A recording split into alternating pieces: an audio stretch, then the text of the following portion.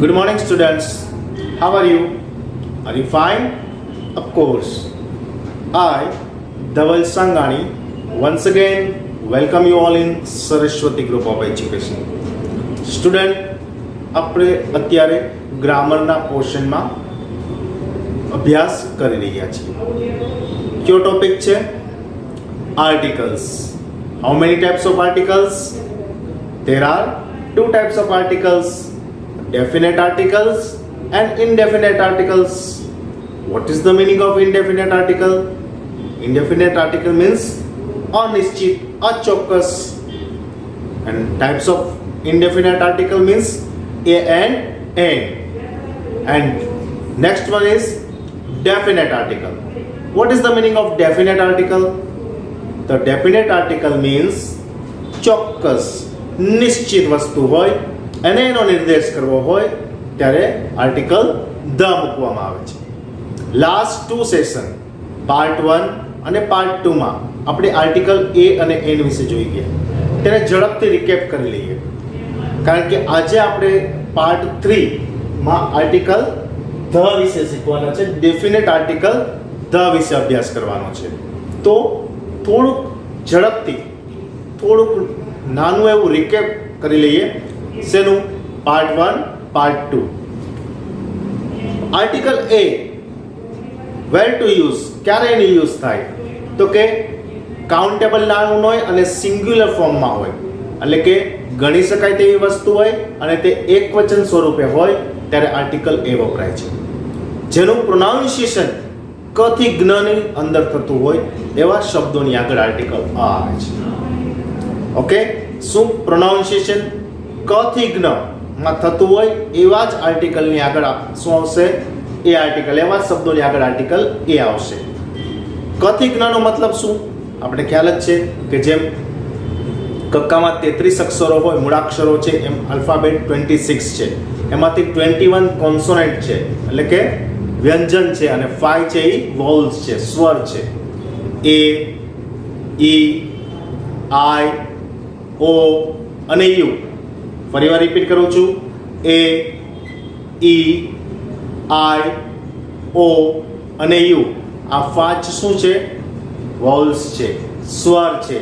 And then બીજું શું છે તો કે 21 જે વધે છે, બી, સી, ડી, એફ, જી એક્સેટ્રા ઝેડ સુધી, એ બધા કોન્સોનન્ટ છે, વ્યંજન છે.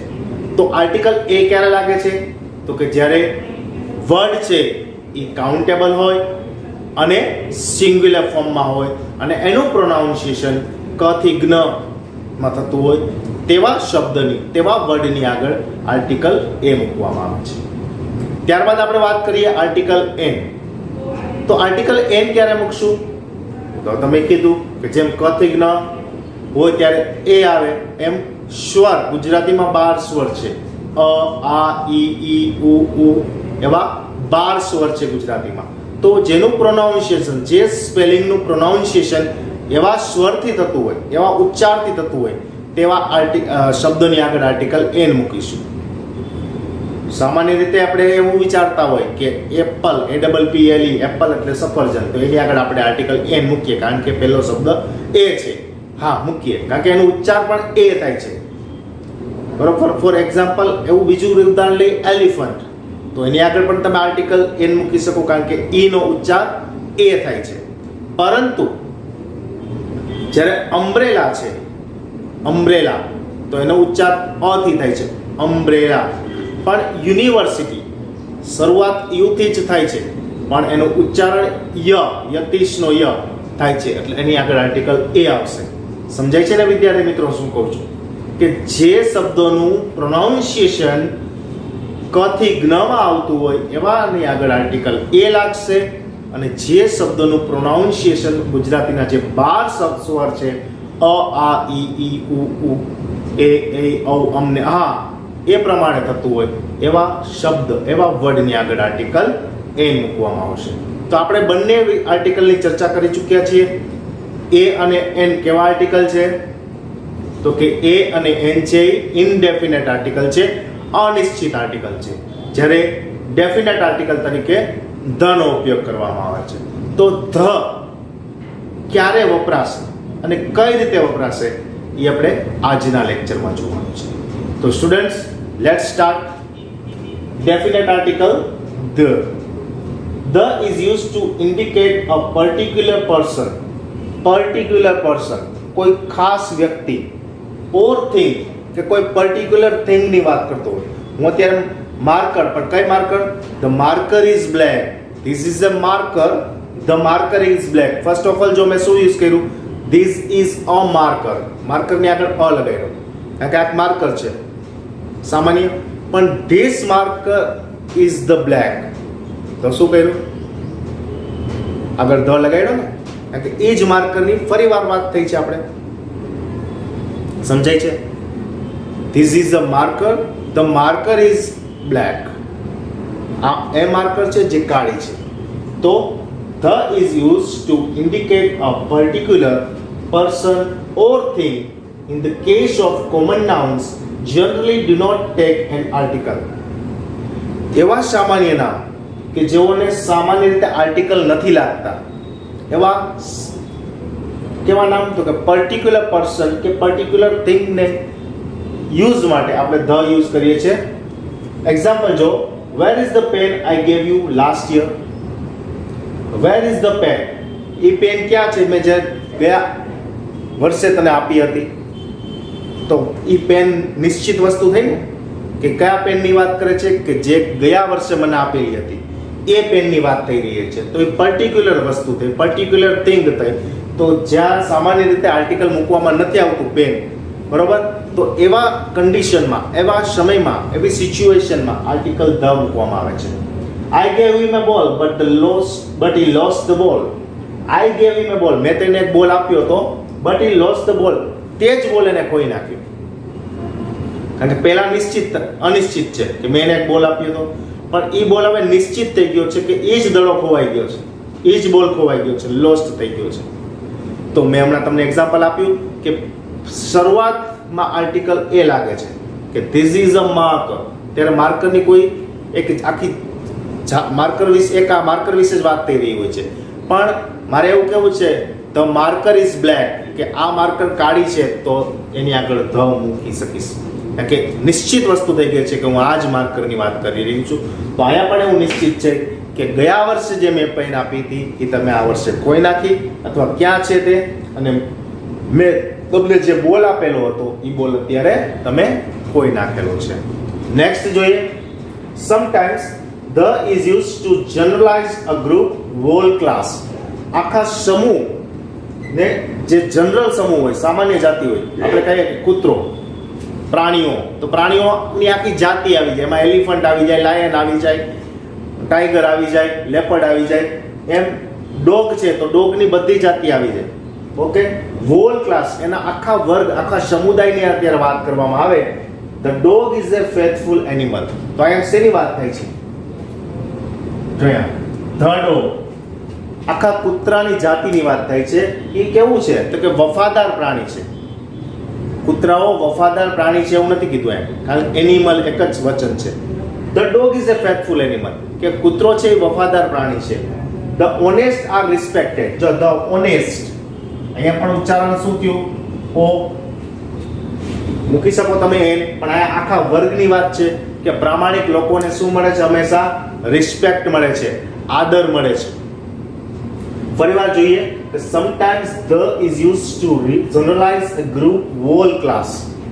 કે સમટાઈમ્સ, ક્યારેક, ધ છે એનો યુઝ છે જનરલાઇઝેશન ઓફ ગ્રુપ, કે આખા વર્ગની, આખા સમુદાયની જ્યારે વાત આવે છે ત્યારે આર્ટિકલ ધ વાપરવામાં આવે છે. The dog is a faithful animal, કે આખું જે કૂતરો જાતિ છે એની અહીં વાત થઈ છે કે ડોગ છે એ એક વફાદાર પ્રાણી છે. ધ ઓનેસ્ટ આર રિસ્પેક્ટેડ, એટલે કે જે પ્રામાણિક લોકો છે એ હંમેશા આદરપાત્ર છે. નેક્સ્ટ જોઈએ.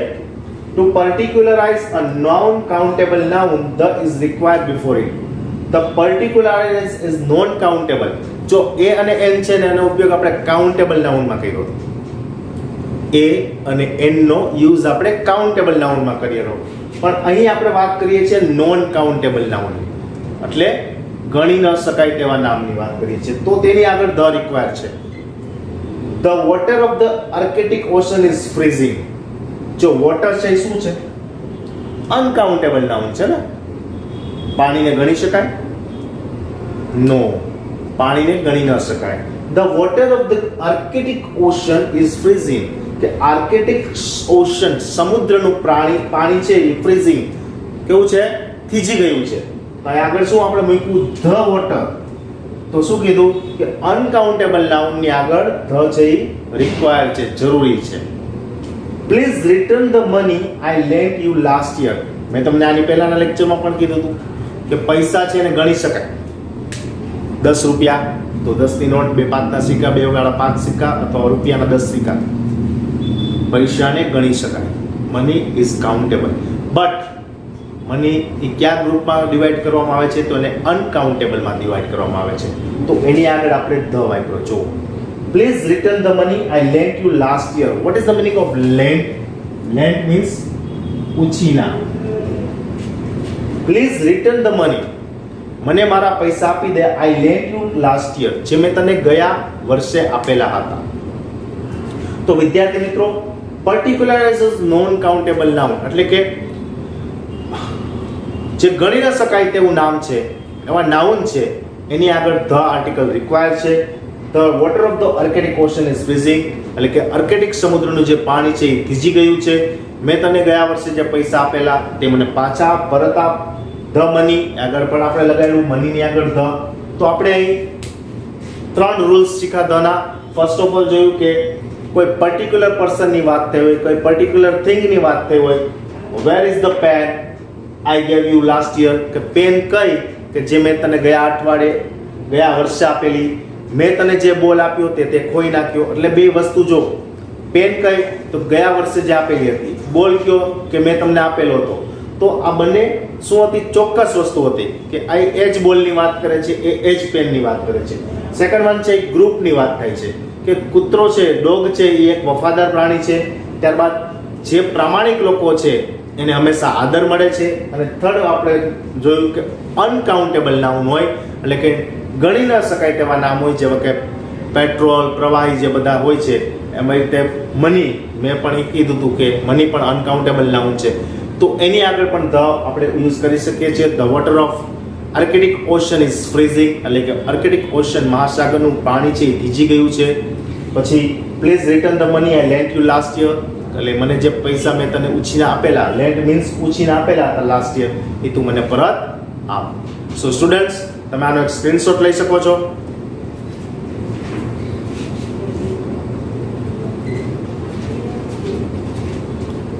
જેથી કરી અને આ વર્ક તમારે CW બુકમાં લખવાનું રહેશે. ઓકે સ્ટુડન્ટ્સ, તો હવે આપણે આગળ વાત કરીએ તો ડેફિનેટ આર્ટિકલ શેની વાત કરી રહ્યા છીએ આપણે? ડેફિનેટ આર્ટિકલ ધ વિશે ચર્ચા કરી રહ્યા છીએ. Next rule number 4, the is mandatory, ફરજિયાતપણે, before a thing which is only one of a kind in the universe, એટલે કે સનાતન હોય, દુનિયામાં એવી એક જ વસ્તુ હોય. બરોબર? મેં તમને કીધું તો 7 વન્ડર્સ, 7 અજાયબીઓ, એની આગળ ધ લાગે. The Qutub Minar, the Taj Mahal, the Eiffel Tower, the Wall of China. Okay, તો ધ ઇઝ મેન્ડેટરી એટલે કે ફરજિયાતપણે યુઝ થાય છે before a thing which is only one of a kind in the universe. Universe એટલે દુનિયામાં કોઈ એક જ હોય. The sun, the moon, the earth વગેરે. એક્ઝામ્પલ જોઈએ. The moon is shining tonight. શું છે? ચંદ્ર આજે રાત્રે પ્રકાશી રહ્યો છે.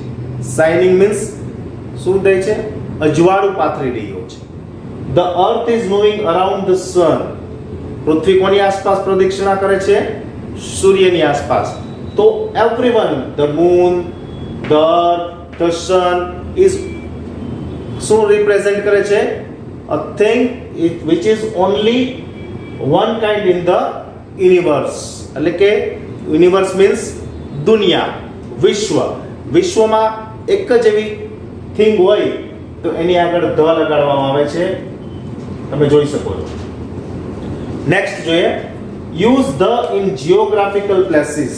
જિયોગ્રાફિકલ એટલે ભૌગોલિક, આપણે કે જિયોગ્રાફી, ભૂગોળ, જેમાં તમને અભ્યાસ કરવામાં આવે મેપ વિશે, એટલે કે નકશાઓ વિશે, ભૌગોલિક એની કલ્ચર, બરોબર, જે દેશ છે એનું કલ્ચર, એનું આબોહવા, વાતાવરણ એટલે કે એટમોસ્ફિયર, આ બધાનું જે જ્ઞાન કરવામાં આવે, બરોબર, રેખાંશવૃત્ત, અક્ષાંશવૃત્ત, એ બધું જિયોગ્રાફિકલ કહેવાય. તો કે નેમ્સ ઓફ કન્ટ્રીઝ એટલે કે દેશોના નામની આગળ પણ આર્ટિકલ ધ લાગે છે. The Australia, the Spain, the India. Okay, શું જોયું આપણે? તો કે ભૂગોળને લગતી જે વસ્તુઓ છે એમાં ફર્સ્ટ ઓફ ઓલ જોઈએ છે નેમ્સ ઓફ કન્ટ્રીઝ, એટલે કે દેશોના નામની આગળ પણ આર્ટિકલ ધ લાગે છે. The Australia, the Spain, the India. Second one જોઈએ names of state, city or towns. What is the meaning of states? રાજ્યો, શહેરો અને નગરો. રાજ્યો એટલે કે સ્ટેટ્સ, ગુજરાત, આંધ્રપ્રદેશ, મહારાષ્ટ્ર, આ બધા સ્ટેટ છે. સિટીઝ, રાજકોટ, અમદાવાદ, બરોડા, આ બધા સિટી છે. અને ટાઉન એટલે નાના નાના ગામડાઓ, નગરો, ગોંડલ, વીરપુર, બરોબર, આ બધા નગરો કહેવાય. તો એવાને આગળ આર્ટિકલ ધ લાગે. The Gujarat, the London. મેં અમુક એક્ઝામ્પલ આપણા પણ લીધા છે, ફોરેનના પણ લીધા છે. ત્યારબાદ third one name of mountains. The mount Everest, the Himalayas. Okay, તો એવા પર્વતમાળાઓની નામની આગળ પણ આર્ટિકલ ધ લાગે છે. ત્યારબાદ નેમ ઓફ લેંગ્વેજીસ, ભાષાઓની આગળ પણ આર્ટિકલ ધ લાગે છે. The English, the Spanish, the Hindi, the Gujarati, the French, okay, the Portuguese. તો આ બધાની આગળ પણ આર્ટિકલ ધ લગાડવામાં આવે છે. અને નેમ્સ ઓફ ન્યૂઝપેપર્સ, જે આપણે ફર્સ્ટ લેક્ચરમાં જોયું હતું ડેમો સાથે, કે ન્યૂઝપેપર છે, વર્તમાન પત્ર છે, એને ન્યૂઝપેપર કહેવામાં આવે છે. પણ જ્યારે એનું નામકરણ થાય છે, મીન્સ કે તમારી ઘરે કયું છાપું આવે છે, તો આપણે ઘરે ભલે 2-3 છાપા આવતા પણ બે કે 3 બધા છાપાના પોતાના પ્રોપર નાઉન છે, નેમ છે, તો એની આગળ પણ આર્ટિકલ ધ લગાડે છે. ધ ગુજરાત સમાચાર, ધ સંદેશ. સો સ્ટુડન્ટ્સ, અહીં આપણે આ આર્ટિકલ વિશે અભ્યાસ કરી ચૂક્યા છીએ. નેક્સ્ટ લેક્ચરમાં આ ત્રણેય આર્ટિકલને ફરીવાર સારી રીતે સમજીશું. થોડું ઘણું જે બાકી છે એને પણ પૂરું કરીશું. પણ આજના જે લેક્ચરમાં આપણે જે શીખી ગયા કે આર્ટિકલ ધ છે એ ડેફિનેટ આર્ટિકલ છે, કે નિશ્ચિત આર્ટિકલ છે, બરોબર. નદીઓના નામની આગળ પણ આર્ટિકલ ધ લાગે છે. The Ganga, the Yamuna. Okay, જે મહાન નદીઓ, મોટી મોટી નદીઓ છે એની આગળ પણ આર્ટિકલ ધ લાગે છે. એ જ રીતે કોઈ ધાર્મિક પુસ્તકો છે એના વિશે પણ આપણે વાત કરી. The Bhagavad Gita, the Ramayana, the Mahabharata, the Bible, the Quran, એની આગળ પણ આર્ટિકલ ધ લાગે છે. તો આર્ટિકલ ધ છે એ કોઈ પર્ટિક્યુલર વસ્તુ હોય. મેં તમને વાત કરી કે this is a marker, the marker is black. આ માર્કર છે ને આ માર્કર કાઢી છે, એટલે માર્કરની વાત થઈ ગઈ છે પહેલા, કે આ જ માર્કરની અત્યારે આપણે વાત કરી રહ્યા છીએ, બરોબર. આઈ ગીવ એમ એ બોલ, એ પણ ઉદાહરણ આપણે જોયું કે મેં તને જે બોલ આપ્યો તો એ જ બોલ તે કોઈ નાખ્યો. તો જે બોલ છે ખોવાઈ ગયો છે બોલ, એ બોલ કયો છે? તો કે મેં તને આપેલો છે, એ પર્ટિક્યુલર થિંગ થઈ ગઈ, વસ્તુ થઈ ગઈ. તો એની વાત કરી, તો એની આગળ આપણે આર્ટિકલ ધ મૂકી શકીએ છીએ. વિદ્યાર્થી મિત્રો, તમે આનો એક સ્ક્રીનશોટ લઈ શકો છો, જેથી તમે આને CW માં વ્યવસ્થિત લખી શકશો.